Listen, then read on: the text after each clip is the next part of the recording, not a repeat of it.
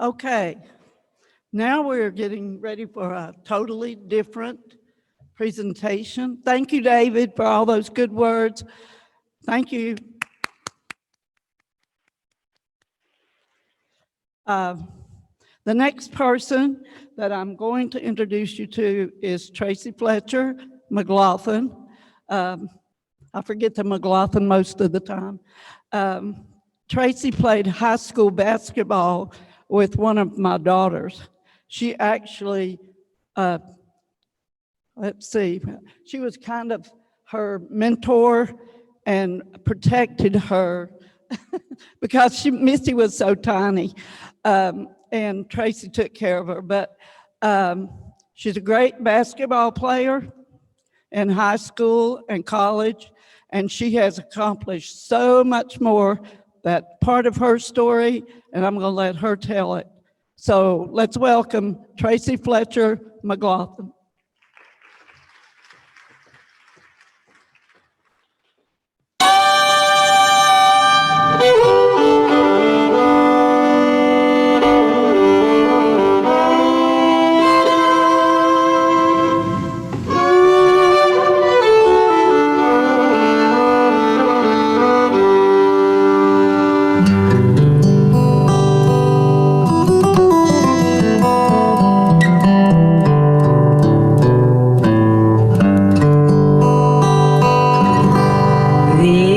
Some of the purple Cherokees, which are a pretty big hit around here.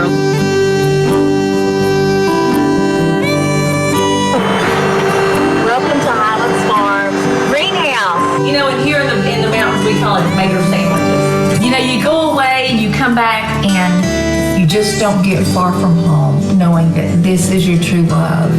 And for my supper tonight, this is what I'm having.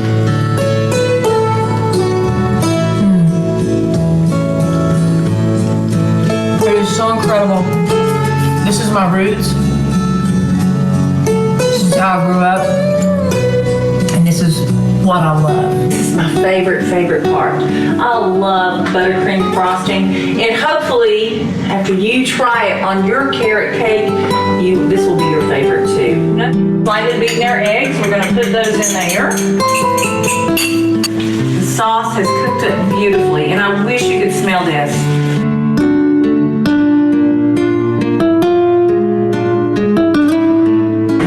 First rule of thumb, never buy a turkey that you cannot carry, okay? If it's too big to carry to your car, you don't want it.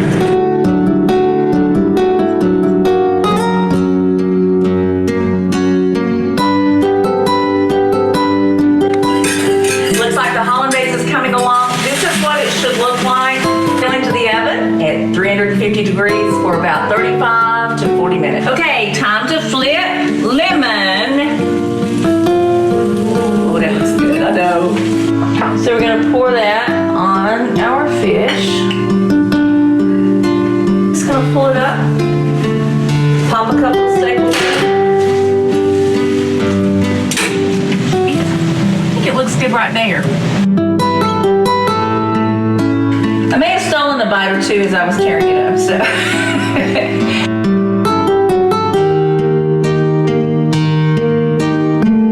I'm gonna start punching it down in the arrangement, just to let it come up through the arrangement around the flowers.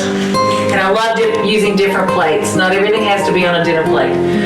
Now I want to show you how to fix the end of it so that there won't be any fraying. One of the things I did, I put sticky notes on my plates where I want everything to go.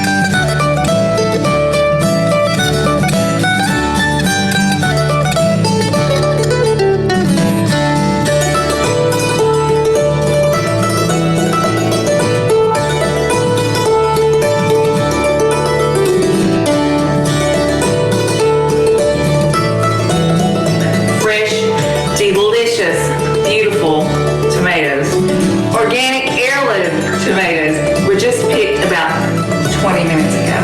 How fresh can that be? So I think I was a rat in my other life because I could eat so much cheese.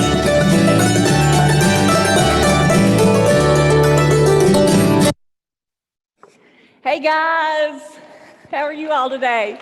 That was Buttercup, just to let you know, one of my many loves, those four-legged friends that are my loves, and yes, I do have plenty of those. My name is Tracy Fletcher McGlothlin. Thank you for the wonderful intro, Penny, and thank you guys so much for having me here today. And Penny and Brenda and the whole staff here, you guys are incredible. Everything that you've done has just been wonderful, and it's flowing like a dream, and I hope everybody's having a great time and learning a lot and listening to people and just interacting and having a wonderful time. Well, I want to tell you a little bit about myself.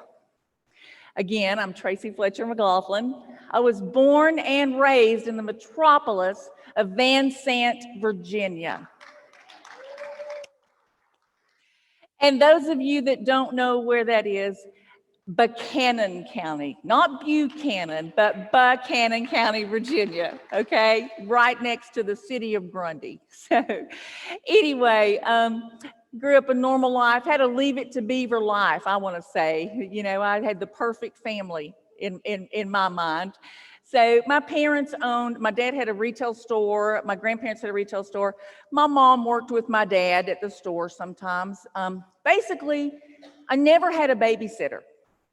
I never had anyone watch me at home by myself. So mom stayed at home with us. And when dad needed help at the store, he'd call my mother. My mother's name was Clara May, a nice Southern name, Clara May. Clara May, I need you to come to the store and help me. So what would my mom do? Come on, Mark, which was my brother. Come on, Mark. Come on, Tracy. We're going to the store. So we would take off and help my dad in the store.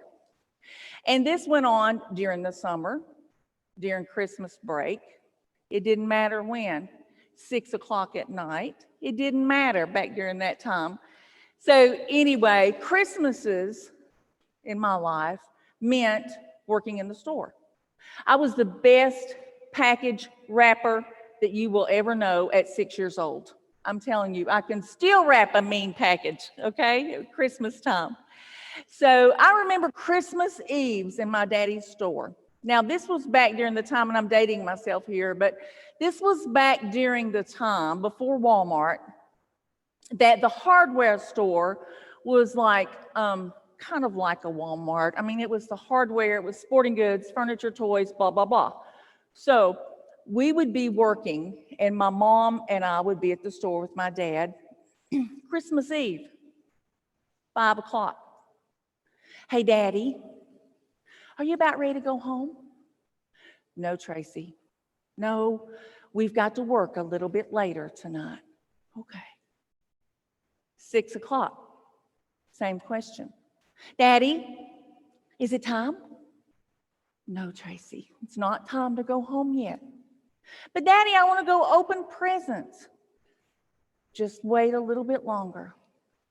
On and on and on. And you know, my dad's favorite response was, Daddy, is it time to go? No, Tracy, and this is really going to date me. There are people that are going to be in here that are going to need batteries. They're going to need film for their cameras, and they're going to need flash cubes. So if anybody can relate to that. So time goes on down the road. As Penny said, I played basketball in high school. I was very fortunate to get a basketball scholarship to Tennessee Tech University. I played there for 2 years. First year was a great year. I had some good games. The second year was not so great. I didn't get a lot of playing time. And at that point in my life, basketball was my world. So after 2 years, I transferred to UCLA. And for those of you that don't know, that's University of Concord, located at Athens, West Virginia, okay? Transferred to Concord College at that time, played there for 2 years. And I did have a very successful career. And I think that basketball career, the competitiveness, the team spirit, everything that we had going on, and I will say team, and I can't emphasize that enough, kind of helped mold me into what's going on in my life. And I was successful in my senior year. We won the conference.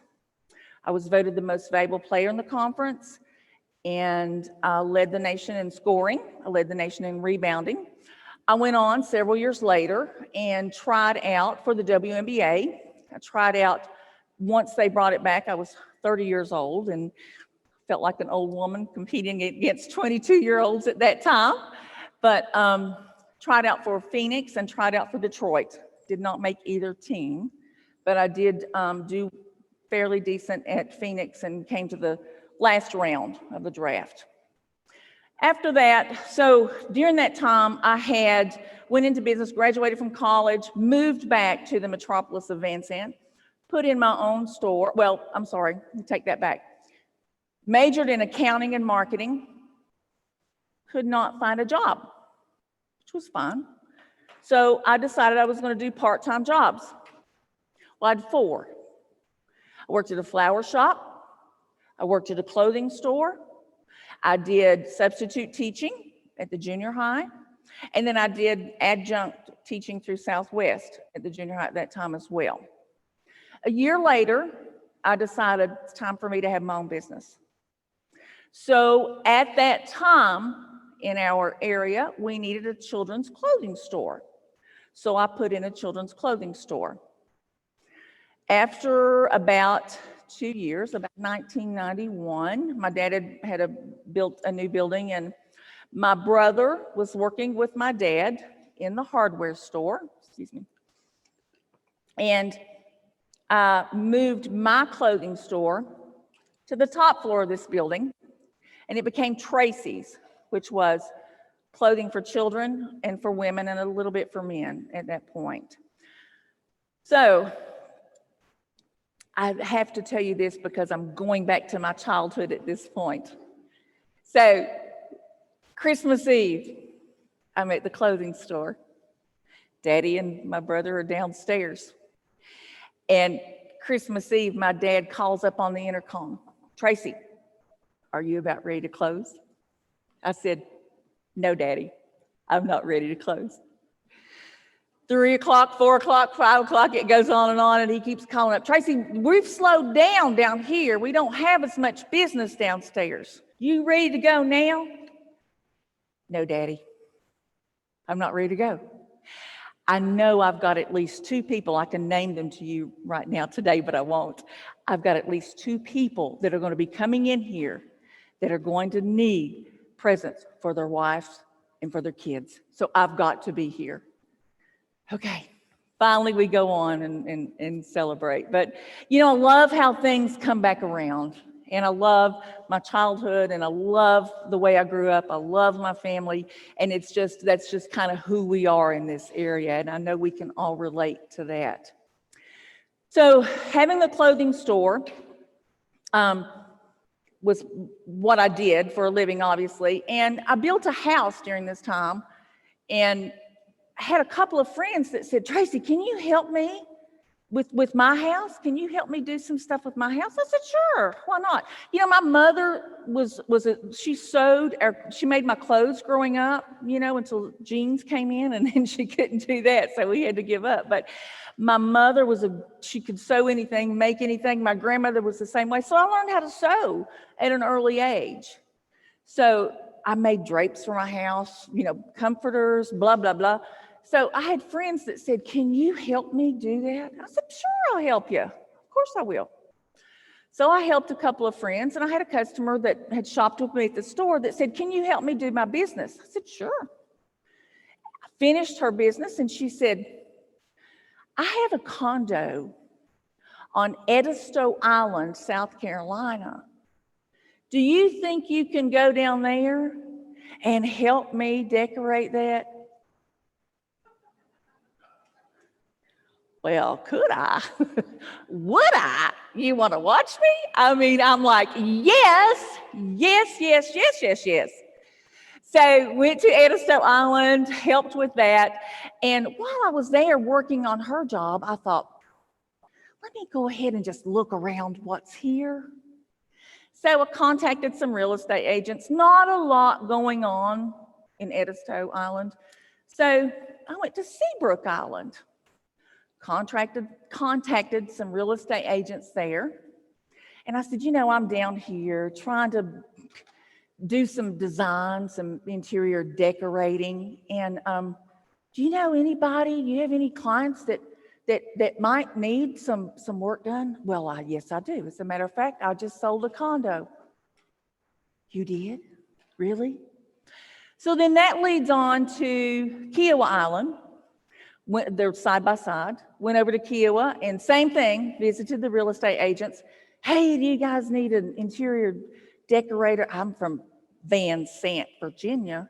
And I thought, I'm an interior decorator, right?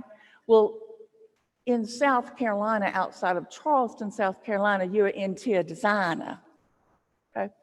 So I had to learn that pretty quick. And I was like, you need a designer?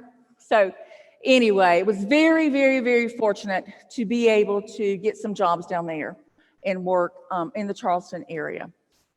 In 2000, I decided I want to put in my own store. I want, retail's in my blood. That's all I know. So I want a retail store, a design type store. So Mount Pleasant, which was north of Charleston, was the up and coming place. Everyone was buying there. That was the big place to be. A new, wonderful shopping center had opened. And I said, that's where I want my store. I want to be right there. So put in a retail store there in May of 2000. End of May, I bought a second home down in Mount Pleasant, South Carolina. I thought, if I'm going to be here, I'm going to be working here, I got to spend more time here, so I got to buy a house. So I did it. 2 things in 1 month. But as time goes on, life was wonderful, life was great, got to meet a ton of people, designed a lot of houses. It was a wonderful time in my life until 2007. And if you guys lived through 2007, you kind of know what happened in 2007 and 8. The housing market went, okay? The need for an interior designer was not only not happening, but people couldn't even afford to keep their houses, okay? It was a terrible time for me and for what I did during that time. So I'm trying everything in the world to think of what I need to do. What can I do to keep my job, to keep my business running, to keep up what I need to do? It wasn't happening. So I decided to close my doors. I closed my retail store. I wasn't making the money to keep it going. So I was dating a guy at the time, and he said, Tracy, you can come and work with me. That's great, but do you know what my bills are? Really, do you know how much I need to make? But yeah, okay, I can come help you. That'll be fine. That'll be great, and I appreciate it. So I went to work with him. 2008 just kept going further and further. We were all hoping for a turnaround in the economy, but it just did not happen, okay? So I'm still working with the guy that I was dating at the time. May of 2008, I lost my grandmother. My grandmother is the one that taught me to cook. She taught me to sew. She had the most humble heart of anyone you would ever know. She was a joy and a pleasure to be around. So my heart was crushed. Not only was I not making enough money to pay my bills, I lost my grandmother, okay? So I'm still working with my boyfriend at the time. End of May, my boyfriend and I broke up. We decided we didn't need to see each other anymore. So I lost my grandmother and I lost my boyfriend. But you know what? I'm still trying. I'm struggling, trying to pay bills. And women have the intuition to grasp onto anything we need to grasp onto to get things done, right? I was buying mink coats, making mink teddy bears, and selling them to try to make money. Mink scrunchies, mink purses. I still got some. You want some? We do whatever we have to do to pay the bills. So I'm working in South Carolina, working at my home part-time, working in his business during the day. August, he announces, I've hired someone to take your place. So I lost my job. 2 house payments, a car payment, no job. What do? Still had my store in Van Sant, Virginia. So I came back to my store. My mother ran this while I was away. Came back, and the economy in Buchanan County was going down from the coal business. That was going down along with everything else in the whole United States of America. So, but I came back because there was no rent in this building. My family owned it. That's a good thing. Rent will kill you, I know. So that was a great thing. I came back there trying to make it. We did everything we could possibly think of. Still, things are spiraling, you know, things are going down. In December 2008, my father passed away. So I lost my grandmother. I lost my boyfriend. I lost my job. I lost my daddy. I lost my world. My world crumbled around me. I didn't know how to get out. I didn't know what I was going to do the next day. They're knocking on my door. That's a cute little Jaguar you got. We're the bank. We need it. Ready to take everything I'd worked my entire life for. That house you own, we need that back. You can't afford it. Everything I worked for my entire life was crumbling. The good news is, I struggled for 2 years. 2 years fighting off banks, trying to scramble enough money together to make payments, to live. I'd go to Save-A-Lot and buy 6 chicken breasts that would do me for a week. That's what I'd eat, okay? 2010, I met the love of my life. December of 2010, God sent me an angel. I'm married to this man today. We got married June of 2011. He is my best friend. We laugh, we joke, we have the most fun. There's nobody in the world I want to be with other than my husband, McGlothlin. He is my love. He is my love. So we got married in June of 2011. Now this little country girl from Van Sant, Virginia, who moved to Charleston, South Carolina, to have a big career in interior design, now is moving back to Lebanon, Virginia, to live on a farm. Okay? The closest thing I had to a farm was a cat and a dog. That was farm in my life, okay? But it was fine. I love animals. I love the outdoors. I love everything about it. So we moved to Lebanon, lived on a farm. It happened to be a cattle farm. It's fine with me. I don't care. So the cows had babies. We take the truck out on the farm. We've got sweet feed in the back of the truck, and we dip it out with a Solo cup. Put my hand in there. Put my hand in the calf's mouth. And I don't know if you all, how many of y'all are familiar with calves? Have you been around them? You know, their eyes are this big. You know, their eyelashes are that long. They're like the cutest things you will ever see in your life. And when they eat that sweet feed out of your hands, they don't have any teeth.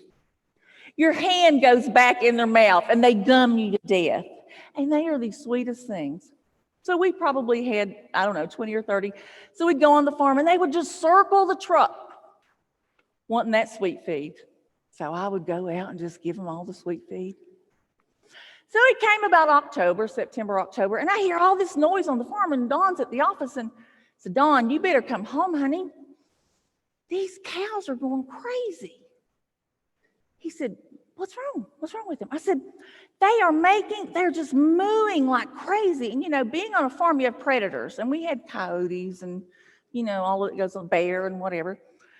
I said, honey, they're going crazy. They're mooing. They're I don't know, something. Do you think it's a coyote? You better come home. He said, well, I think they'll be okay. And I'll be there, you know, at regular time, 5 o'clock. I'll be home and we'll go over and check it out. 5 o'clock came. And I said, let's go, get in the truck. Come on, we got to go. He said, well, you know, honey, I've been thinking about this. What's going on is they've taken the mothers away from the babies. I said, well, Lord have mercy, why would they do that? And he said, well, you got to separate the babies and the mamas. I said, but why? Why would they do that? Well, they're getting ready to take the calves away. Take them away? Well, where are they going to take them? And he looked at me like, you really aren't a farm girl, are you? I said, where are they going to take them? Well, honey, it's that time of year that they take the calves to the market. To the market, you mean we're going to sell these calves? These babies, we're going to sell them? Yes, we're going to sell the babies. I said, well, when is the market? Let's go. And let's meet the people that are going to buy these calves so we can go to the farm and visit them. Oh, honey, doesn't work like that. I said, what do you mean it doesn't work? It's easy. Let's just, when's it going to be? And we'll go visit them. And we can take them sweet feed then, honey. They'll remember me. They'll know me. Well, let me explain something to you, Tracy. We can't go where these calves are going. Well, why not? You mean they're going to be out of state? So we go back and forth, and he's trying to be really nice about all of this. And finally he says, well, honey, I'm just going to tell it to you like this. They go in the food chain.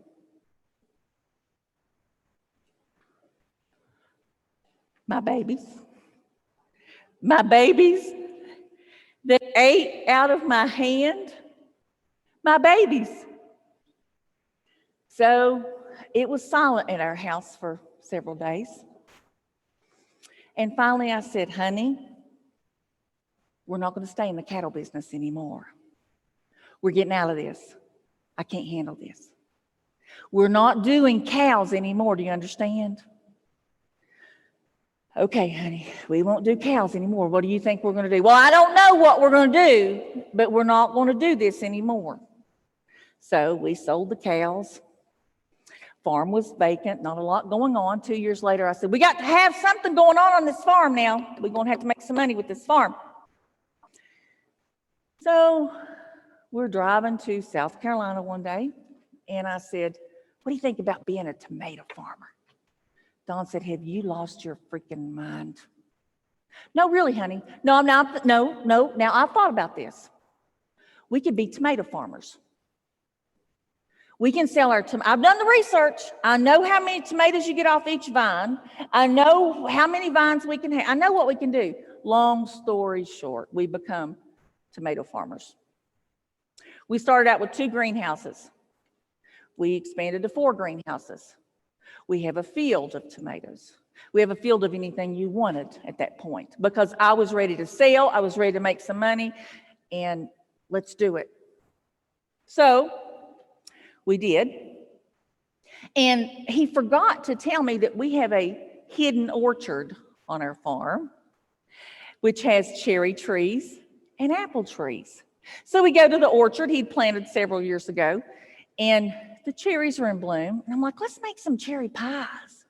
So we made a cherry pie or two. It was fine. A few months later, let's make some apple pies.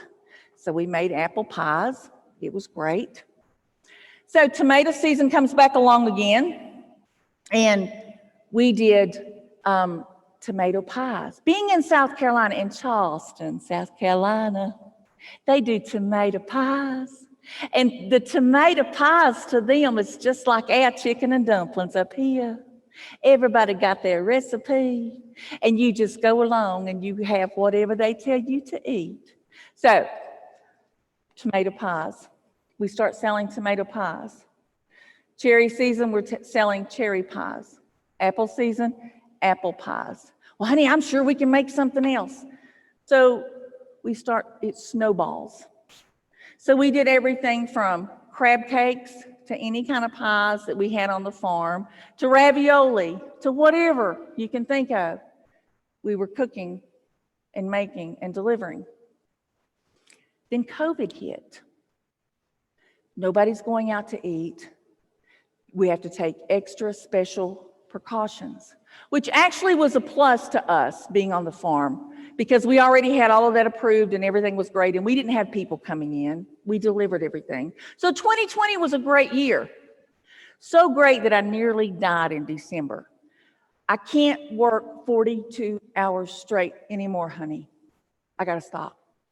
I got to have sleep. I'm old now, you know. I'm old. I can't do this anymore. So we're going to have to come up with something. So I'm going to stop right there, because y'all have heard enough of me. And I want to show you a little bit about what we do in cooking on the farm. I'm going to give you a little meal today.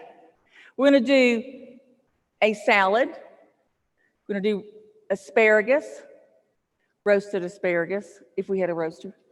We've got it covered. We're going to do some smashed red potatoes. We're going to do a stuffed tenderloin, pork tenderloin roulade Wellington. It is strawberry season, you know. We're going to do Highlands Farms. This is my recipe that I probably thought of in the middle of the night, because I live, as you can tell, I live to eat. So strawberry shortcake that we do on the farm. Let's start out with a quick and easy tossed salad for this meal, okay? I took some iceberg lettuce, chopped it up, throw it in here. Fresh bacon, it's very important, fresh. I can't tell you how much that's important to me, instead of bacon bits that you buy. So we fried up some fresh bacon. I'm going to throw that in here, okay? There's two things I want you to know that I think when it comes to cooking. One is flavor. What flavor do you like? What flavor do you like? You look at a recipe and you think, oh, I love all of that, except I'm not going to eat that part. I wouldn't put that in it. So we toss that recipe away because of one little thing. In my mind, flavor to me is sweet and savory. I love sweet and savory together. You know, I love sea salt on my chocolate. Does anybody else agree with that? I also love cayenne pepper in my chocolate. You might not agree with that, but if you try it, you will. I love sweet and savory. That's my thing. So we're doing bacon. I did some sugared pecans. This is really easy. All you do is take fresh pecans, you dip them in egg whites mixed with water, whisk it up, take your pecans out of that, put it in sugar. In my sugar, I put a little bit of salt, just a pinch, not much, and then I also threw a little cinnamon in there. Mix that up, put them in the oven, 350 for about, no, you better put those on 325, sorry. They're going to get crispy if you don't. Probably for about 30 minutes, okay? Take them out, let them cool. Then, sweet and savory, I've got some craisins, and I'll tell you why I'm using craisins in just a minute. Oh, I'll tell you now. We're going to do strawberries for our dessert in our strawberry shortcake. Don't compete. You don't want more fruit in your salad. You don't want a strawberry, you don't want an orange, you don't want a natural fruit when you're going to compete with that, okay? The next thing, feta cheese. This is a Mediterranean herb flavored feta cheese. I'm gonna sprinkle a little bit into that. There are 2 savories, 2 sweets. Now, I've gotten just some Italian dressing. I'm gonna mix Italian dressing with honey.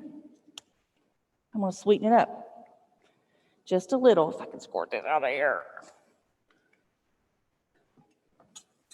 Stir it up. And I will say this, it's really a chore to me to give measurements. Is anybody else like that? I'll do it if I have to. If anybody wants a recipe, I'll certainly do my best. But I base it on flavor. And what I want more of, I put more in there. So we're going to drizzle this on our salad. And our salad, once we serve it, oh, almost forgot one thing. No, I got it, the bacon bits. Once we serve our salad, it's going to look like this. Okay, thank you. Thank you. Next, very simple. We need a green with our meal. So asparagus, okay, take some olive oil, drizzle over it. I'm going to take some salt. I'm going to take some pepper and some Parmesan cheese. If you can do it fresh grated, it's great. If you can't, it's okay. I'm going to mix it, coat it all pretty good, and I'm going to put it in the oven or on the grill. Put it on the oven, put it in there at 350, 20 minutes. Beautiful, wonderful, tender asparagus, or on the grill. Next, we're going to do red potatoes. I've cooked these potatoes. I quartered them, cooked them, boiled them, drained them. I have them in here. I added butter. Now, I'm going to jazz them up somewhat. I have some fresh basil. I'm going to put some, do you guys have these things? Do you have your herb scissors? Except they don't want to come out of here. And I like cheese in my potatoes, and because of what we're doing today, I'm going to put goat cheese, and a lot of people love it, a lot of people don't. If you don't like it, if you like cream cheese, I would put that. I'd put a mild cheese, so I'm going to leave that up to you. I choose goat cheese. So tear that up. And then I like them smashed. I don't want them completely thin and smooth and all of that. So I'm just going to take my little smasher here. And if you have a potato smasher, that's great. This is a pastry, either way. Okay. Give a few smashes. Mashed potatoes, smashed potatoes. Okay. A little bit of flavor. Next, I think I'm going to do this bread next. And just because this bread, I just bought a loaf of Italian bread, okay? And I got this recipe from a restaurant on Sullivan's Island outside of Charleston. And it was called Atlanticville. It was one of my favorite restaurants. And it went out of business. I don't understand why. Really, I don't, because it was phenomenal. But this is so simple, and it's not going to taste anything like what it sounds like. But you're going to take mayonnaise. And I don't care what your favorite brand is. It really doesn't matter to me, because we all have our favorites. Mayonnaise. This sounds crazy. Paprika.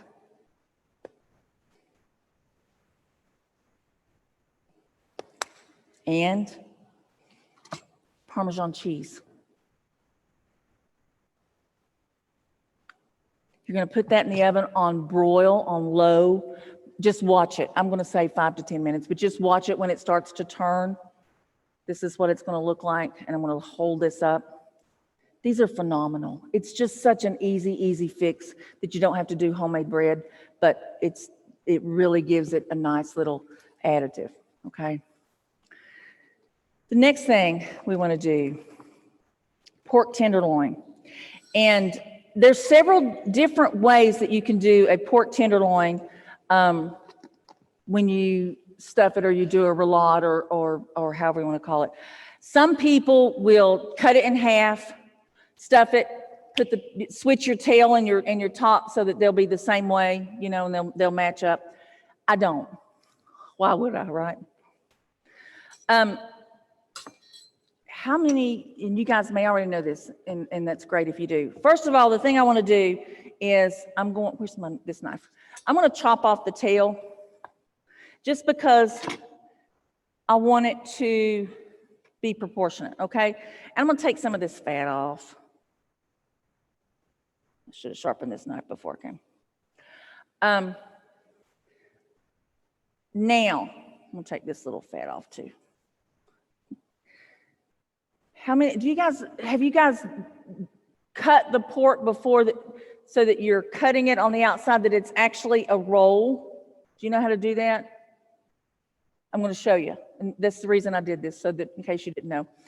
You're going to make a little incision right along this edge, barely. And what you want to do, just cut it along the outside. Is this making sense? So you're just going to, it's going to be a roll. It's going to come out flat eventually. Just keep going along the outside edge, all the way around.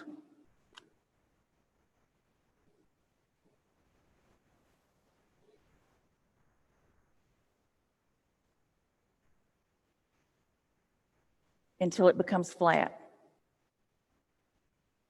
Okay?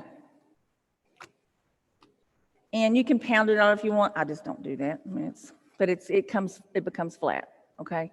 Now, I've made duxelles, which is mushrooms, chopped mushrooms, green onions, a clove of garlic, and a little bit of butter. And I put it on the stove and just cook it. You don't want to cook it too much, but just enough to get your mushrooms tender and to get the flavors, and you can smell the flavors, okay? So to get those all together, and then just spread it on your pork tenderloin.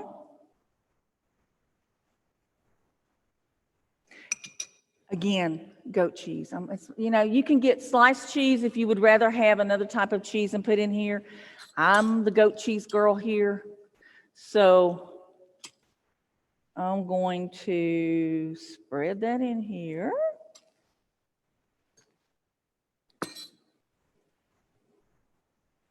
Maybe one more a little bit. Okay. Now we just start rolling.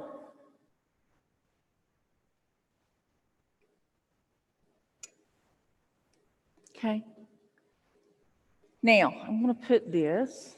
I forgot my cutting board today. I had to borrow one, of all things to forget. So, puff pastry. Let it thaw, room temperature. It'd be nice if I would have remembered to bring some flour too to roll this out. But, unwrap puff pastry. I think this is really thawed for a while. Come on now. Then we're going to take our pork and we're going to roll it over. We're going to take, this is just a beaten egg. You're going to do a little egg wash to hold it together here. Okay.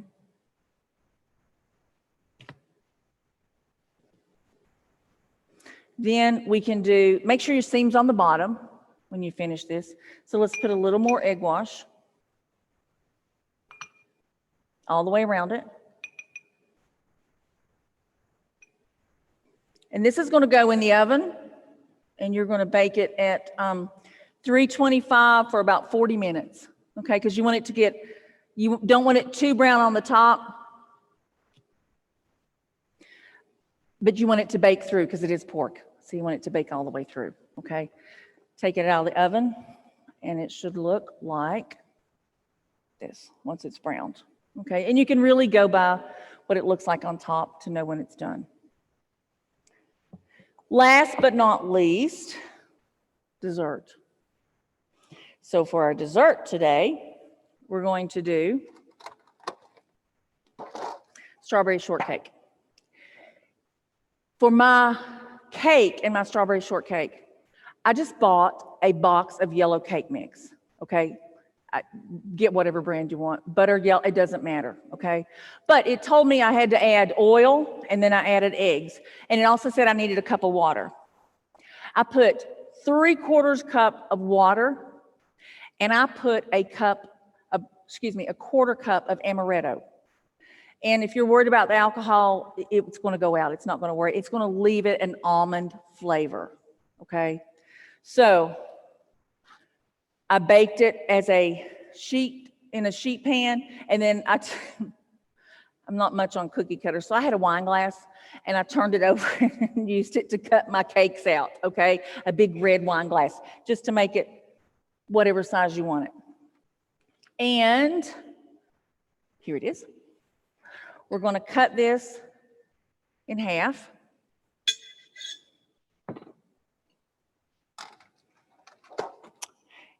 Whipped cream. I like, Cool Whip's great, and I'm not saying anything about it, but I like to whip my own cream and just heavy whipping cream, put it in your mixer and add powdered sugar, 3 to 4 tablespoons, whatever you feel like there. So this is my whipped cream. Okay. I got a little secret ingredient this is why I say this is truly something that I'm going to call my own, and I'm going to claim it. Crushed pistachios. Okay. A layer of crushed pistachios. Then we're going to cut up strawberries. I bet I have another knife if I look good. Here's one. And we're going to slice our strawberries.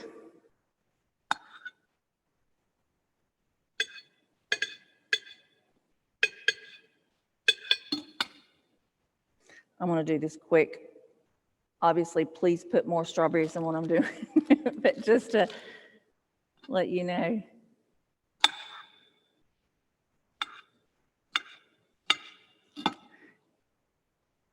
Okay. Then I'm going to put the top on there, and then I'm going to add, whoops, get back on there. I'm going to add my whipped cream on the top as well. And really what I wanted to add, and it would not last, is meringue. And I couldn't get it to come over here and travel with me that far. But meringue is great. And then if you've got a little torch, like creme brulee that you would use, do your meringue and then torch it. It's wonderful, okay? Then I'm going to put